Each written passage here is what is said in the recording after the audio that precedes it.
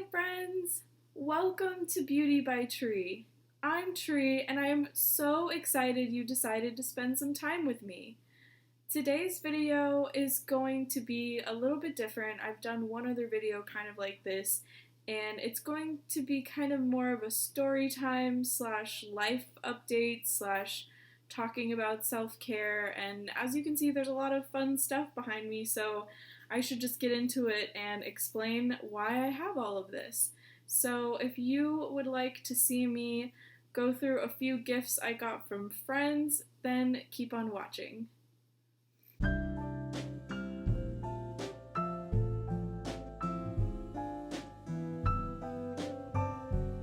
So, basically, I updated you on an older video about a surgery that I was going to be having, and at the time that I posted that video, it was actually after the point that surgery was supposed to happen, and yes, I said supposed to happen because it didn't really happen as planned. I thought I would just kind of like take you through what the weeks leading up to that was like, what the day before was like, and what the day of was like. So basically, I was supposed to be having a myomectomy for uterine fibroids, and I also had an IUD that had migrated to an unsafe position. So they were going to basically do a C-section and remove the fibroids. Fibroids are just benign tubers. That's a potato. Okay. Fibroids are just benign tumors on the uterus that thankfully probably are not cancerous in my case. Very, very rarely are they cancerous. And so they were just going to take those guys out, and then they were going to remove my IUD. So basically, I'm an odd bird. I'm giving you this video update wearing a headband with cat ears because honestly I couldn't be bothered to like fully get ready and show you glam and everything else because that's just not really where I am right now, and I think that if you're in a place where you need to just be more natural and relaxed and not really give a fuck what other people think of you, then you should go with that and you should be comfortable, especially when you're going through tough things. So, basically, I am a little bit of an odd bird, and even though everyone was telling me this is routine, you're as healthy as you could be, you know, yes, maybe you could be a little healthier, you could lose some weight, which I've been working on in my own way. Basically, everyone was saying that I was gonna be fine, I was young, and it shouldn't really be an issue. But for some reason, I had this really, really terrible feeling. I had a really bad feeling that this could very well be the end of my life. And I don't know why I felt that way. I had nothing to indicate that that would be the case. I would say I've always been slightly pessimistic, but like this was pretty pessimistic even for me. And it was kind of weird because even though my brain was telling me that there was no reason to feel this way, like when you feel something, it's really hard to just shut it off, you know? It's going to run its course. It's just how you feel. That's how emotions work, or at least to me, that's how they work. Sometimes I can change my self-talk in my head and I can reframe ideas and kind of take it back a couple steps from the worst case scenario to maybe not great, but slightly more realistic of a scenario. Anyway, I was pretty scared about this surgery, and I think I did a pretty good job of seeming like I wasn't, and I would say that that maybe wasn't the healthiest thing to do. I probably should have been a little more honest with how scared I was. I mean, the closest people to me knew how scared I was, but like, I just didn't feel like I should put that kind of like fear on people, especially considering what we're going through right now. Like, my problems seemed so small, and still seem small.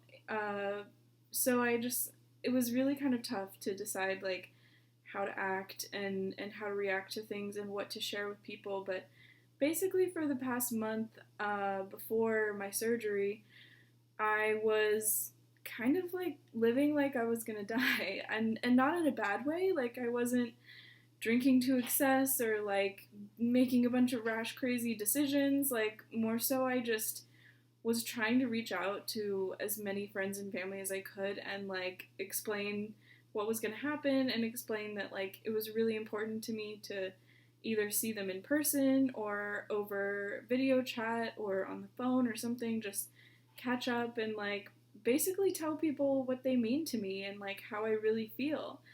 And so I was doing this over the course of a month. I also tried to, I'm pretty strict with my quarantine anyway, but I tried to super quarantine for like 2.5 weeks leading up to the surgery just to make sure I did not end up sick with coronavirus and unable to go to the hospital. So I would say that that month before, I was working from home and trying my best to fit in talking to and seeing all of these people and trying not to freak them out, even though I was incredibly freaked out.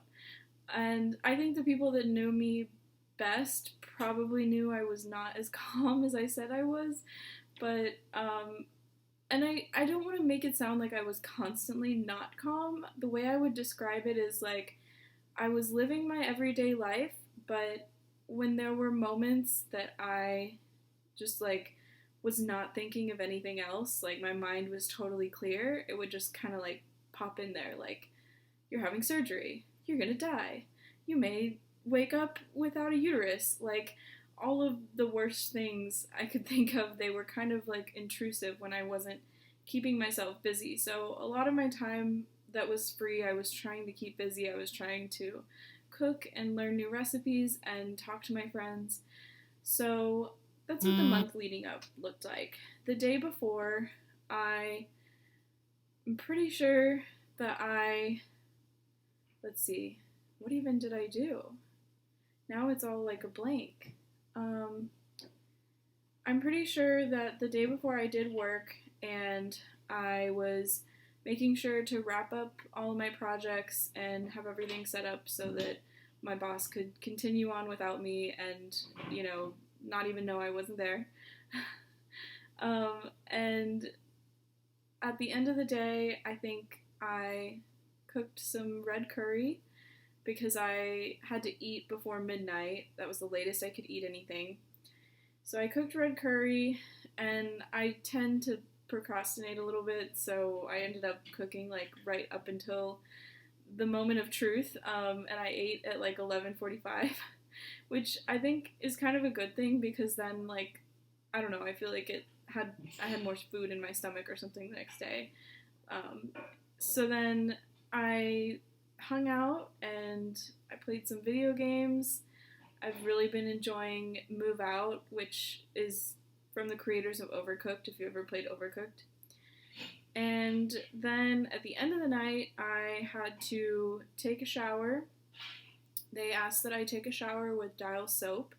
So, oh yeah, I think I also had to go get the soap that day. And then at the end of the night, I took my shower, and surprisingly, I was very calm that day before. Every other day leading up to that, not so much, but the day before, it was kind of like, okay, this is finally happening. Like, I don't have to worry anymore. I don't have to wonder what's going to happen.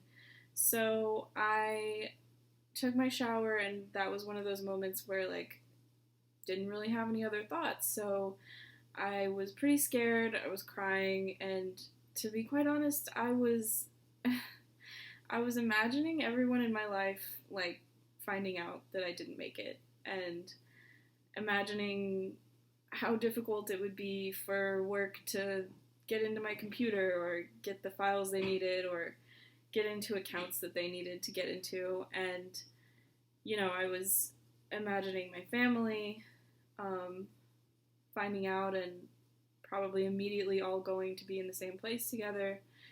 I was imagining my friends, even the ones that I haven't talked to in a really long time, just kind of being like, damn, really? Like, what? And I definitely broke down that night, and I just cried it out in the shower. That was kind of my approach to dealing with all these emotions and dealing with the stress, was to just like, when I felt it, I let myself feel it, and I would cry, and I would kind of not try to push the thoughts away too fast. And then once that was over, I would try to just collect myself and do something that made me feel happy or made me feel productive or made me feel even just kind of normal. Um, so the morning of surgery, I had to go and drop off all of my stuff at my mom's house. I was going to be recovering at her house. And then, oh yes, I could only like drink plain black coffee or juice or water until 8 a.m. So I got up at 7 a.m. and I didn't really sleep that well the night before. I had a hard time falling asleep. I don't know, tell me in the comments if you're the same way, but like the day before school every year, I would get so nervous. And I don't really know why, because I didn't care that much what people thought of me, but like I think I just am not the best with change, so I would get so nervous the night before school and barely sleep.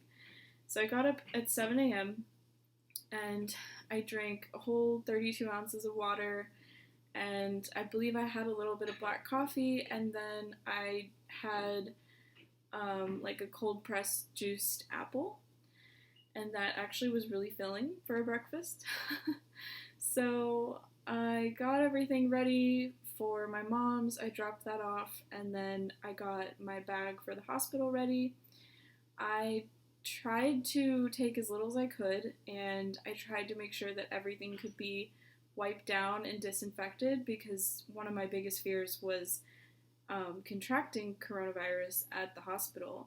So I took a lot of precautions. My purse was made of like plastic, so I could easily wipe it down with disinfecting wipes. And I chose to bring a little toy that was kind of like a stress ball, a little kitty cat, and it was something that I could also wipe down, as opposed to like a stuffed animal that I would have had to wash. And I hate washing stuffed animals because I feel like it changes like the consistency of them. So I got my bag ready for the hospital. I went and got dropped off, went in to get checked in and pay one of many bills. And then I had to wait in the waiting room for a minute. So I did get a chance to talk with one more friend that I had been having a hard time getting them on the phone. But really, it was also me. Like, there were quite a few people that, like, I would be like, oh, I should go, like, text them right now. It's this time. And I would forget, and then it would be, like, midnight, and I didn't want to wake them up. So I got a chance to text with one of my friends I hadn't talked to yet and tell her what was going on. And then they called me back, and I had to go and use kind of, I think they called them HEPA wipes, and basically give myself a shower with them. I had to shower with the Dial soap again that morning and then use the wipes. So after that, I took all of my jewelry off. I don't know if you noticed, but I'm not wearing any of my nose rings or my earrings. I had to take them off, and I haven't really put them back in.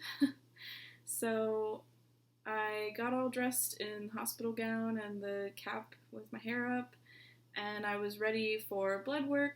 And basically over the next 2 hours, I was just sitting in a bed and meeting all of the nurses and my doctor and my anesthesiologist, and just having some one-on-one time before we went in for surgery.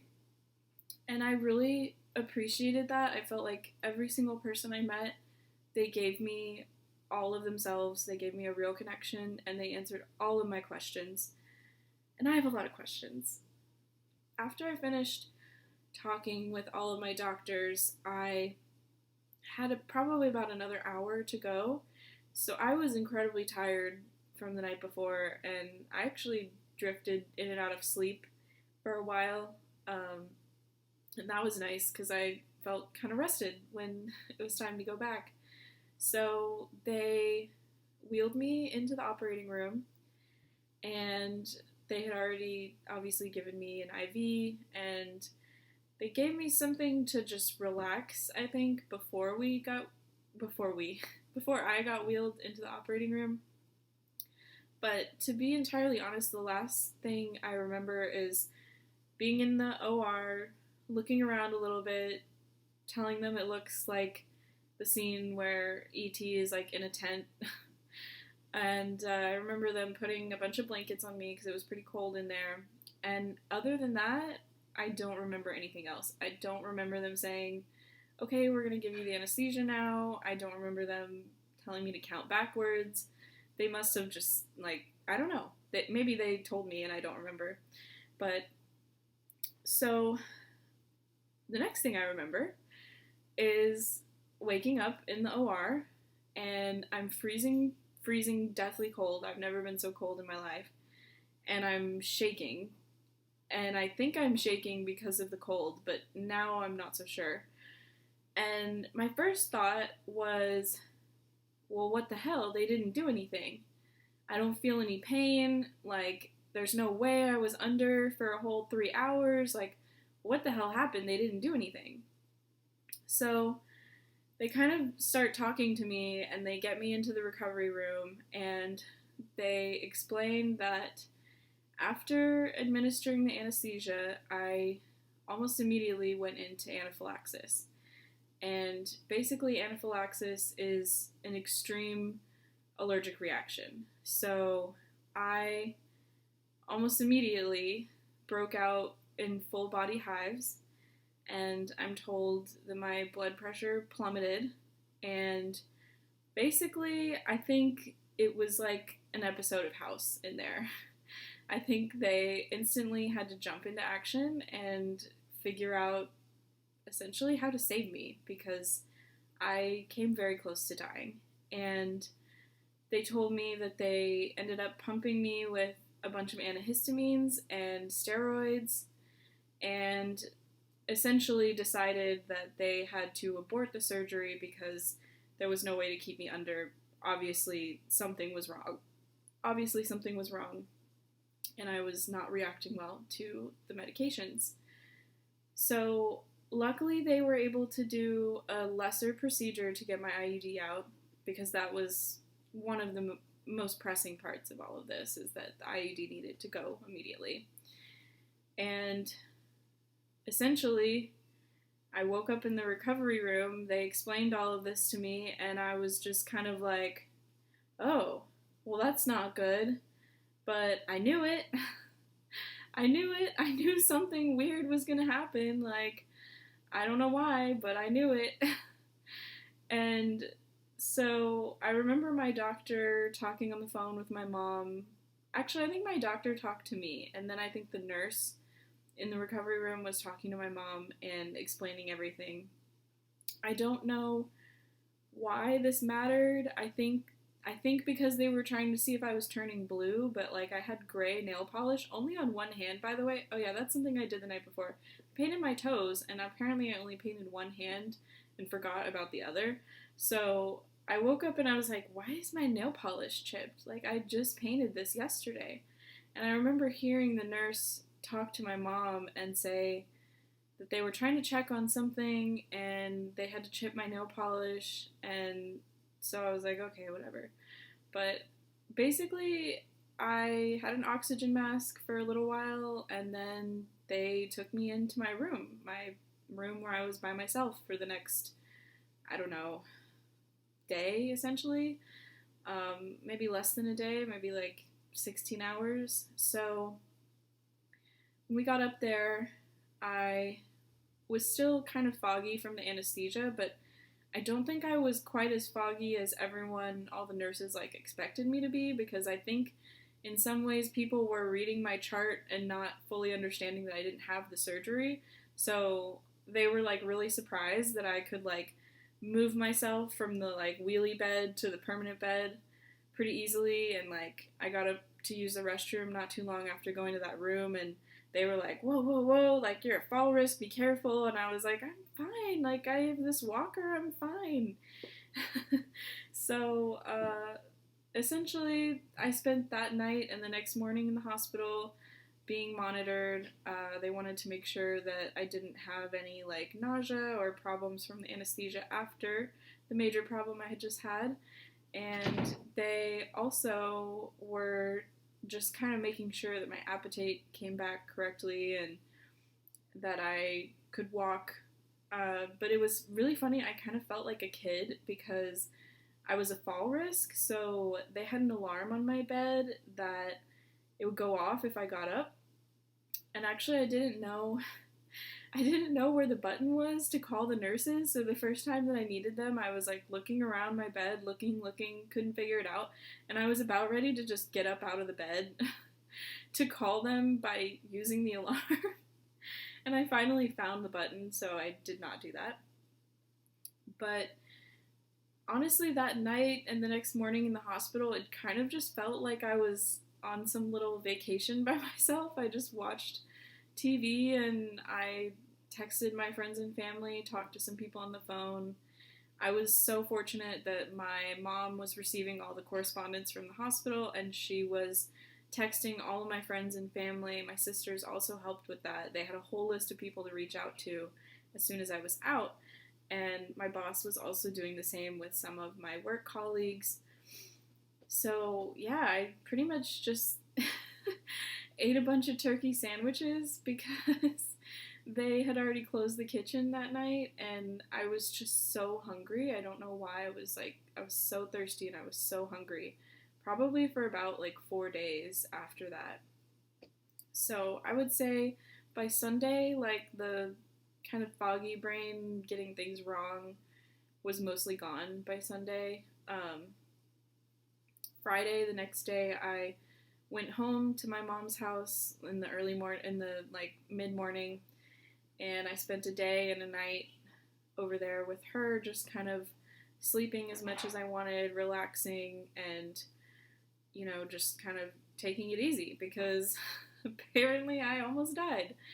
And it's so strange to me because I don't remember it, obviously, so, I'm not sure if it would seem a lot scarier or I would be acting differently if, I was awake and my throat closed up, per se, and I felt like I was gonna die and then I didn't.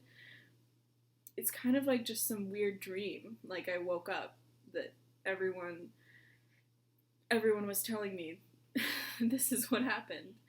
But to be honest, in some ways, I feel better now than I did leading up to the surgery. I somehow just feel really, really grateful, and every single thing that I do, it's just a little bit better than before, because it's wow, I get to do this. I get to eat new things. I get to watch new movies. I get to try and grow plants. I get to do this. I get to live another day. I just feel really, really appreciative right now of everything. So, that's pretty much the whole story, and I apologize for how many times I've said so in this video. I really thought my fillers were getting better, but I didn't really rehearse this. I kind of figured I would just sit down and talk with you all. But the fun part of this video is going through all of the wonderful things that people sent me. The first thing I want to point out is these beautiful flowers over here to my right and to my left. Those, I know that they are kind of on their last day, but those were sent from my work, and the cool part about these is that you can actually take these succulents that came with it and you can plant them. So then I also received this little guy over here, this cute little succulent arrangement from my friend Heather in California. And I also got this adorable planter with some flowers. I got this from one of my best friends. She also gave me this guy. Isn't he cute?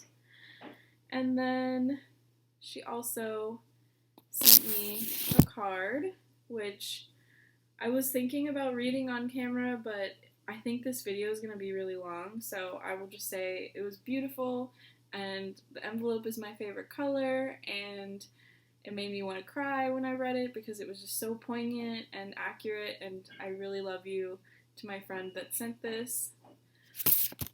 Last thing that I received, I'm really excited about.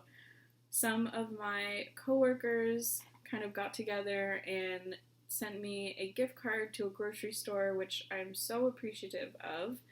It's gonna be quite a while of paying medical bills, especially since I have to go back and try again. After I see an allergist, I have to try again with surgery. So I really appreciate having some money to get groceries. But the best part of this gift is this little box that I got in the mail. It's so cute, if you can't tell. It says tree, and let's see what's inside.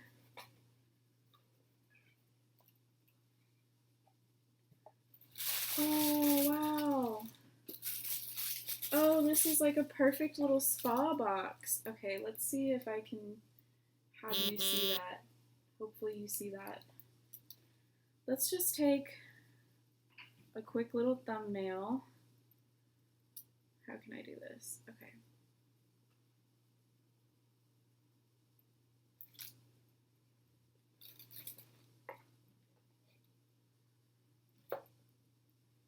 Oh my goodness, this is tough. Guys, being a YouTuber is tough. Just kidding.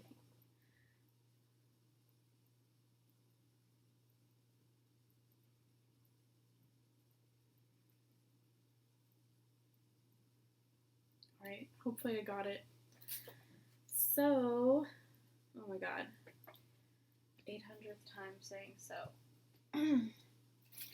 Let's see what's in this little spa box. If I don't throw it on the ground. Oh man, it smells so good. Okay, so I'm not sure if there's a brand. All of these seem to have an L on it. So I may need to, luxury spa experience. Lizush.com. So we have a clay facial mask, gentle exfoliating for glowing skin. It looks like this. Sturdy packaging, I like that. Comes with a little spoon, which is my favorite when you get skincare products that come with like a little like spatula or something to like spoon it out.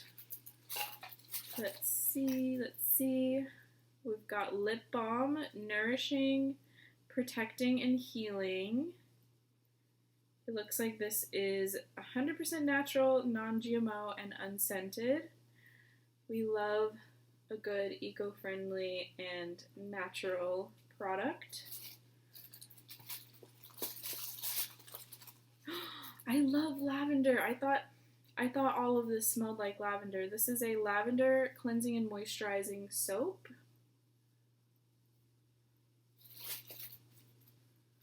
A loofah, which I was actually meaning to buy one, so this is perfect. Lavender body oil, nourishing and reviving, 100% natural, non-GMO, vegan essential oil. It's got sweet almond oil, avocado oil, olive oil, grapeseed oil, sesame oil, lavender essential oil. So definitely gonna try to get a massage with this. And a bath bomb. Who doesn't love a good bath bomb? Lavender as well. Did someone know I like lavender? Like, whoever picked this of that group, good job. Because I love lavender. Shower steamer. I don't know that I've ever used one of these. Also non-GMO, vegan, 100% natural. For nourishing and relaxing, which is exactly what I need right now. Last, we have a scented soy candle. It says always bright. Super cute. And last item in here. Oh, this is so nice. It's just like a little white face towel. I've really been trying to work on my skincare, so I actually really needed that. And that is everything in my exciting little spa box. And that is everything in my exciting little spa box. I want to say a big thank you to all of my friends and coworkers and family who sent me things. I feel like there might be more stuff on the way because I think people made arrangements, and obviously none of us knew I wouldn't be at my mom's for 2 weeks. So if I get anything else, I'll make sure to film it for you. Thanks. Bye. If I get anything else, I will make sure to film it for you. Thanks. Bye. I also wanted to take a moment to mention that this cool shirt that I'm wearing, one of my friends has a company called Rawpaw, Rawpaw. This is a very, very old vintage design of theirs, but they do screen printing and art prints and all kinds of fun stuff. So if you'd like to check them out, I will put the link in the description below.